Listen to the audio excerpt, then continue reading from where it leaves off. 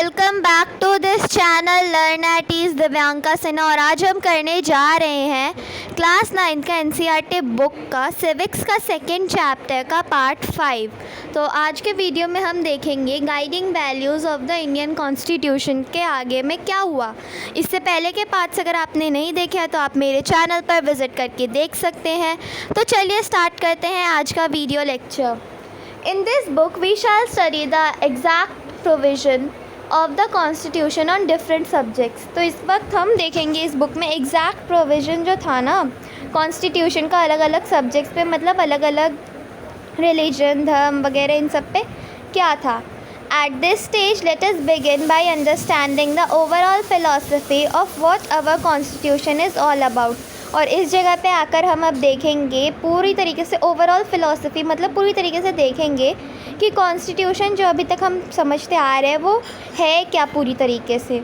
We can do this in 2 ways, और हम इसे 2 तरीके से कर सकते हैं। We can understand it by reading the views of some of our major leaders on our constitution. तो हम उनके व्यूज़ को रीड करके समझने के बाद हमें पता चलेगा कि जो क्या है मेजर एस्पेक्ट कॉन्स्टिट्यूशन का, जो कि हमारे लीडर्स के द्वारा है। But it is specially important to read what the constitution says about its own philosophy. लेकिन ये सबसे ज़्यादा इम्पॉर्टेंट यही है कि हमें ये देखना है कि कॉन्स्टिट्यूशन अपनी खुद की फ़िलॉसफी, मतलब अपने खुद के बारे में हमें क्या बताता है। This is what the preamble to the constitution does. और यही है प्रीमेबल जो कि कॉन्स्टिट्यूशन का करता है। प्रीमेबल मतलब दोनों तरफ से, दोनों पक्षों से। Let us turn to these one by one, और हम इन सारे डिस्कशंस और डिबेट्स को एक एक करके देखते हैं। The dream and the promise. अब जो सपना था और जो वादा किया था उसको देखते हैं। Some of you may have notice the name missing from the sketches of the makers of the constitution, Mahatma Gandhi. तो आपने इतने सारे यहाँ पे स्केचेस देखे हैं ना, जैसे यहाँ पे बलदेव सिंह, और ऊपर भी यहाँ पे भी बने हुए हैं ना बहुत सारे फ़िलासफ़र्स की फ़ोटोज़, और बहुत सारे लोगों की फ़ोटो बनी है जिन्होंने कॉन्स्टिट्यूशन मेकिंग में मदद की थी। तो एक नाम आपको मिसिंग लग रहा होगा, किसका? महात्मा गांधी का। Yes, he was not a member of the constituent assembly. ऐसा इसीलिए क्योंकि वो मेंबर नहीं थे कॉन्स्टिट्यूंट असेंबली के। क्यों नहीं थे ये भी देखते हैं। Yet there were many members who followed his vision. वो तो नहीं थे मेंबर, लेकिन ठीक है चलो, उनका विजन जो था ना वो भी बहुत सारे लोगों ने फॉलो किया, बहुत सारे लोगों ने उनका पक्ष भी रखा। ठीक है। Years ago, writing in his magazine Young India in 1931, he had spelled out what he wanted the constitution to do. तो बहुत साल पहले, मतलब उस समय पे कॉन्स्टिट्यूशन बनने से बहुत साल पहले उन्होंने मैगज़ीन्स में, अपनी मैगज़ीन्स में लिखा था, जो कि यंग इंडिया इन 1921 एक मैगज़ीन लिखी थी उन्होंने। उसमें उन्होंने बताया कि वो कैसा कॉन्स्टिट्यूशन चाहते हैं एक देश का। तो यहाँ पे उनकी कुछ थॉट्स लिखी हुई हैं, वो आप खुद से पढ़ लेना। This dream of an Indian that has eliminated inequality was shared by doctor Ambedkar, who played a key role in making of the constitution, but he had a different understanding of how inequalities could be remove. तो ये जो इनकी dream थी महात्मा गांधी की कि inequality जो है इसको रिमूव करना चाहिए और सबको साथ में एकजुट होकर रहना चाहिए, यही उन्होंने डॉक्टर अम्बेडकर ने भी समझा, लेकिन कुछ अलग ही डिफरेंट वे में समझा कि कैसे इनइक्वालिटी को रिमूव किया जा सकता है। He often bitterly criticise Mahatma Gandhi and his vision. और उन्होंने बहुत ही बुरी तरीके से क्रिटिसाइज़ किया, बिटरली मतलब कड़वाहट के साथ क्रिटिसाइज़ किया महात्मा गांधी के विजन के बारे में। ठीक है, और उनके कॉन्स्टिट्यूशन के बारे में। In his concluding speech to the constituent assembly he started his anxiety very clearly. और जो इनके यहाँ पे नीचे स्पीच दे रखी है ना, उसमें उन्होंने अपने स्पीच को इतनी क्लियरली बताया, अपनी एंजाइटी को, अपने गुस्से को इतनी क्लियरली बताया। तो ये कैसे क्लियरली बताया ये आपको तो खुद से देखना पड़ेगा। यहाँ पे देखो, आप इसका स्क्रीनशॉट ले लो और आप मुझे कमेंट सेक्शन में बताओ कि आपको क्या समझ आता है इन दोनों पैराग्राफ से। मैं ये इसलिए नहीं करा रही हूँ क्योंकि मैं देखना चाहती हूँ कि आपको कितना समझ आ रहा है। Finally let us turn to Jawaharlal Nehru giving his famous speech to the constituent assembly at the stroke of midnight on 15 August 1947। तो अब हम फाइनली आते हैं जवाहरलाल नेहरू पे। कौन थे जवाहरलाल नेहरू, आप मुझे कमेंट सेक्शन में ज़रूर बताएं। और हम उनकी फेमस स्पीच की तरफ आते हैं जो उन्होंने अपनी कॉन्स्टिट्यूंट असेंबली में दी थी। वो भी किस दिन? 15 August 1947 means at the independence day. तो यहाँ पे उनकी स्पीच भी लिखी गई है। आप मुझे उनकी स्पीच से भी बताओ कि आपको इनकी स्पीच से भी क्या समझ आया। 3 लोगों के आपने स्पीच देखे और आपको स्पीच सबसे बेस्ट किसकी लगी ये भी मुझे बताओ। Philosophy of the constitution. अब हम देखेंगे फ़िलॉसफी, जो कि कॉन्स्टिट्यूशन की फ़िलॉसफी क्या है। Values that inspired and guided the freedom struggle and were in turn nurtured by it. जो भी वैल्यूज़ जिसने हमें इंस्पायर किया और गाइड किया फ्रीडम स्ट्रगल के लिए, वो जो इन टर्न में हम उसे नेचर के ही द्वारा देखे जा रहे हैं। नर्चर्ड मीन्स यहाँ पे दिया गया है, not nature, it is nurtured, sorry for mistake. Form the foundation for India's democracy, जिसका फाउंडेशन हमें इंडियाज़ की डेमोक्रेसी के लिए मिला। These values are embedded in the preamble of the Indian constitution. और ये जो वैल्यू है ये दोनों तरफ से इंडिया के कॉन्स्टिट्यूशन में देखी गई है। They guide all the articles of Indian constitution. और ये हमें सारे आर्टिकल्स जो इंडियन कॉन्स्टिट्यूशन के उसको गाइड करता है। The constitution begins with a short statement of its basic values. और जो ये कॉन्स्टिट्यूशन है ये कब शुरू हुआ? एक शॉर्ट स्टेटमेंट के साथ शुरू हुआ उसकी बेसिक वैल्यूज़ के बारे में। This is called the preamble to the constitution. और इसी को हम कहते हैं प्रीमेबल टू द कॉन्स्टिट्यूशन, मतलब दोनों पक्षों की तरफ से। Taking inspiration from American model, most countries in the contemporary world have chosen to begin their constitution with a preamble. तो अमेरिकन मॉडल को देख के, उनकी इंस्पिरेशन को देख के उन्होंने सोचा कि हमें इसको चूज़ करना चाहिए अपनी कॉन्स्टिट्यूशन के लिए, और दोनों पक्षों की तरफ से देखा गया। मीन्स नेगेटिव एंड पॉजिटिव्स, ठीक है। Let us read the preamble of our constitution very carefully and understand the meaning of each of its keyword. तो अब हम उसके सारी कीवर्ड्स के मीनिंग समझेंगे और देखेंगे कि क्या है प्रीमेबल कॉन्स्टिट्यूशन का। ये जो इधर दिया है ना, आपको इन सब के मीनिंग यहाँ साइड में भी दिए हैं। The preamble of the constitution reads like a poem on the democracy. और जो ये प्रीमेबल है ना कॉन्स्टिट्यूशन का, आप इसको रीड करोगे तो आपको लगेगा कि एक पोएम है। It contains the philosophy on which the entire constitution has been built. और इसमें ये फ़िलासफ़ी रखी गई है जिस पे कि पूरा ये जो हमारा एंटायर कॉन्स्टिट्यूशन है वो किस तरीके से बिल्ट हुआ है। It provides a standard to examine and evaluate any law and action of government. और ये हमें एक स्टैंडर्ड प्रोवाइड करता है जिससे कि हम एग्जामाइन कर सके, एवेल्यूएट कर सके कोई भी लॉ और कोई भी एक्शन गवर्नमेंट का। To find out whether it is good और बैड। और ये भी जान सके कि ये सही है कि गलत है, ये अच्छा है या बुरा है। It is the soul of the Indian constitution. और यही हमारे इंडियन कॉन्स्टिट्यूशन की आत्मा है। तो हम इस पोएम को पढ़ने से पहले हम इनके कीवर्ड्स की मीनिंग समझते हैं। We the people of India, तो इसका क्या मीनिंग है कॉन्स्टिट्यूशन के हिसाब से? The constitution has been drawn up and enacted by the people through their representatives and had handed down to them by a king or any outside power. तो ये जो कॉन्स्टिट्यूशन है हमारे द्वारा इलेक्ट किए गए लोगों के द्वारा बनाए गए, जिसके हाथों में हमने पावर दिया, जैसे कि हम किंग को देते हैं या फिर कोई अलग पावर दी है जिससे कि वो हमारा विज़न जो है उसके हिसाब से बना सके कॉन्स्टिट्यूशन। चलिए आगे देखते हैं। सर्विजन, ठीक है, देखते हैं ये क्या है।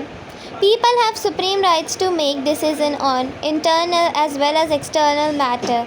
No external power can dictate the government of India. और लोगों को इंटरनल और एक्सटर्नल मैटर पे अपने डिसीजंस को रखने का हक दिया गया है। कोई भी पावर उनके ऊपर डिक्टेट नहीं कर सकती है, जो कि गवर्नमेंट है इंडिया की, उसके द्वारा।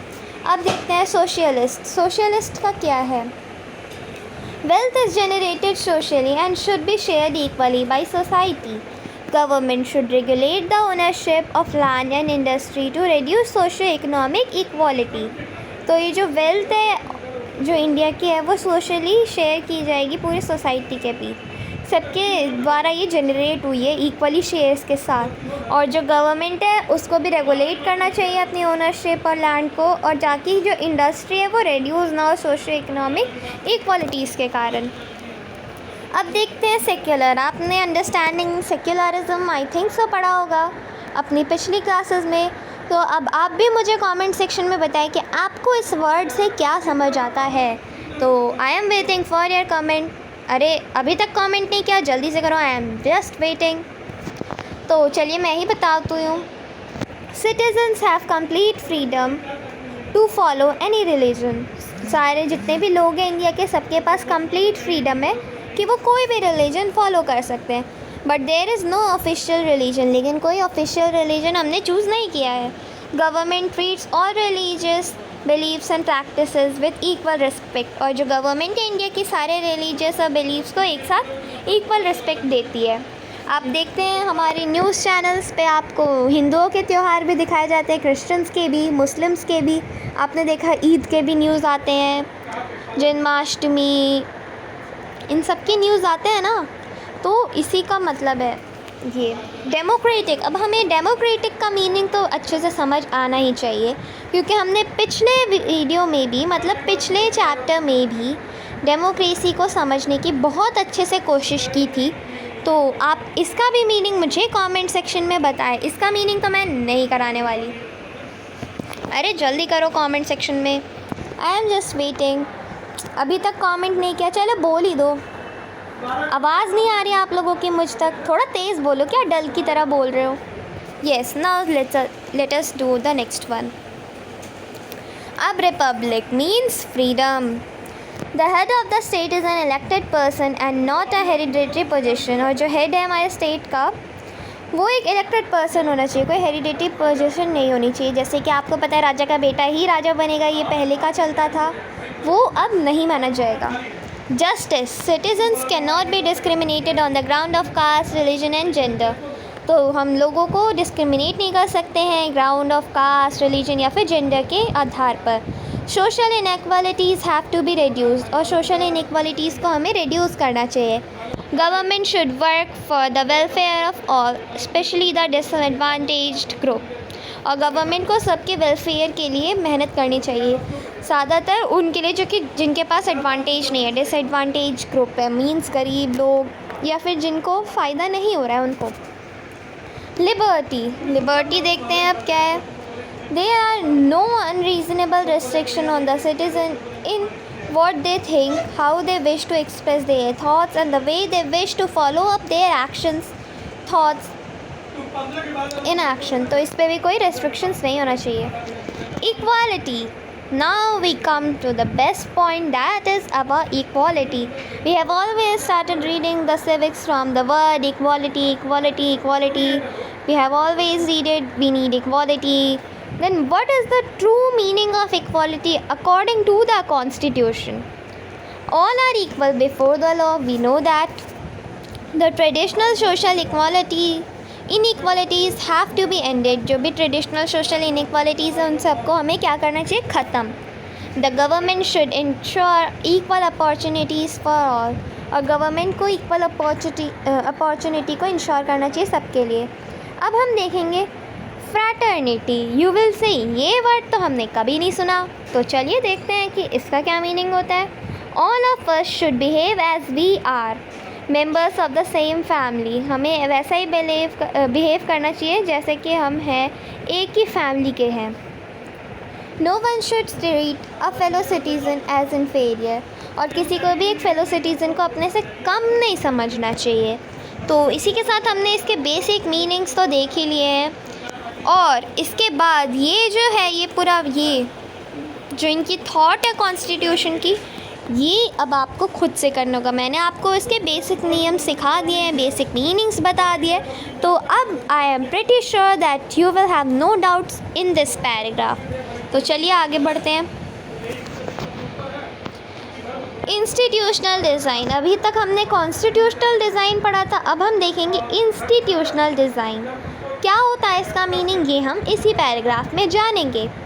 अ constitution is not merely a statement of values and philosophy. जो एक कॉन्स्टिट्यूशन है वो मेयरली एक स्टेटमेंट नहीं है सिर्फ वैल्यूज़ का और फिलॉसफी का। As we noted above, a constitution is mainly about embodying these values into institutional arrangement. और हमने जैसा कि ऊपर भी देखा है, कॉन्स्टिट्यूशन जो है उसको हमें एम्बॉयड करना चाहिए इन वैल्यूज़ को इंस्टीट्यूशनल अरेंजमेंट में। Much of a document called constitution of India is about these arrangement. और जितना भी डॉक्यूमेंट है ज़्यादातर कॉन्स्टिट्यूशन जो कि इंडिया का है उसमें सब कुछ अरेंजमेंट्स पे आधार है। It is very long and detail document, और ये बहुत ही बड़ा और डिटेल डॉक्यूमेंट है। Therefore it needs to be amended quite regularly to keep it updated, और इसको हमेशा हमें अमेंड करना चाहिए, मीन्स देखना चाहिए, ताकि हम इसको रेगुलरली अपडेट कर सकें। जैसे कि कोई भी न्यू टाइप का केस आया, आपको उसका जो जवाब देना है, मतलब आपको उसको जो सज़ा देनी है वो कुछ नए टाइप की है, कुछ नए टाइप के केसेस आए, तो अब आपने कभी भी उसको बारे में कोई लॉ नहीं पढ़ा कॉन्स्टिट्यूशन में, ना ही कुछ किया, तो अब आप क्या करोगे, ऐसा एक लॉ क्रिएट करोगे। आप सब बैठ के, सुप्रीम कोर्ट के सारे जजेस बैठ के, अच्छे से बड़े बड़े जजेस बैठेंगे और वो एक न्यू लॉ लिखेंगे। Okay, so that's why it should be keep updated regularly. Those who crafted the Indian Constitution felt that it has to be in accordance with people's aspiration and changes in society। तो ये लोगों के aspirations और changes जो है society में उसके आधार पर होना चाहिए। They did not see it as a static and unalterable law। तो इस तरीक़ा का उन्होंने इसको नहीं देखा।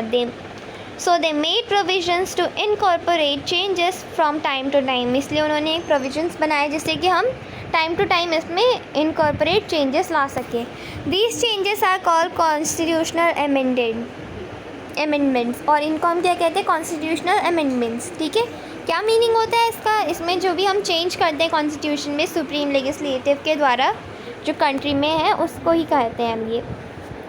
The constitution describes the institutional arrangements in a very legal language, और ये जो कॉन्स्टिट्यूशन है इंस्टीट्यूशनल अरेंजमेंट हमें बहुत ही लीगल लैंग्वेज में अच्छे से बताता है। If you read the constitution for the first time it can be quite difficult to understand. अगर आप पहली बार कॉन्स्टिट्यूशन पढ़ेंगे तो वो आपके लिए बहुत ही डिफ़िकल्ट होगा समझने के लिए।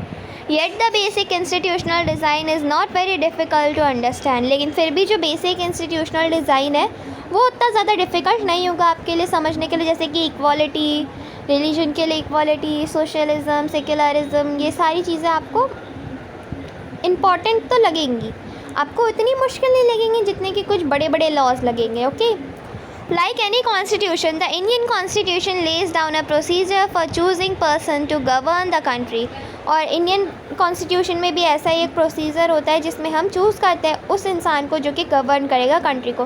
Like the prime minister we have chosen by regular elections. It defines who will have how much power to take which decision, और इसमें हमें एग्जीक्यूटिव वगैरह में पावर्स के डिवीज़न, जैसे कि हमने पहले भी देखा है डिवीज़न ऑफ पावर्स, ये सारी चीज़ें हम पढ़ चुके हैं, ये सेम यहीं पे लिखी हुई है। And it puts limits to what the government can do by providing some rights to the citizen that can not be violated, और ये लिमिट्स रखते हैं गवर्नमेंट के ऊपर ताकि वो कुछ ऐसे राइट्स ना डाले सिटीज़न के ऊपर जो कि उनकी डिग्निटी को वायलेट करे। The remaining 3 chapters in this book are about these 3 aspects of the working of Indian Constitution। तो इसके आगे के जितने भी 3 चैप्टर हैं वो इसके aspects पे ही हैं। We shall look at some key constitutional provisions in each chapter and understand how they work in democratic politics, but this textbook will not cover all the salient features of institutional design in the Indian Constitution। Some other aspects will be covered in your textbook next year। ठीक है, तो ये इतना important नहीं था last paragraph. तो इसी के साथ दोस्तों हमारा आज का वीडियो हो जाता है ख़त्म, और अब ये चैप्टर भी हो चुका है ख़त्म, इसकी एक्सरसाइज बस बची है। तो एक्सरसाइज तो मैं नहीं कराऊंगी। अगर आपको कोई भी डाउट हो किसी भी क्वेश्चन में एक्सरसाइज से रिलेटेड तो आप मुझसे कभी भी कमेंट सेक्शन में पूछ सकते हैं, मैं आपको इसका आंसर भेज दूँगी। तो मिलती हूँ मैं आपको अपने नेक्स्ट वीडियो में, तब तक के लिए take care and bye bye.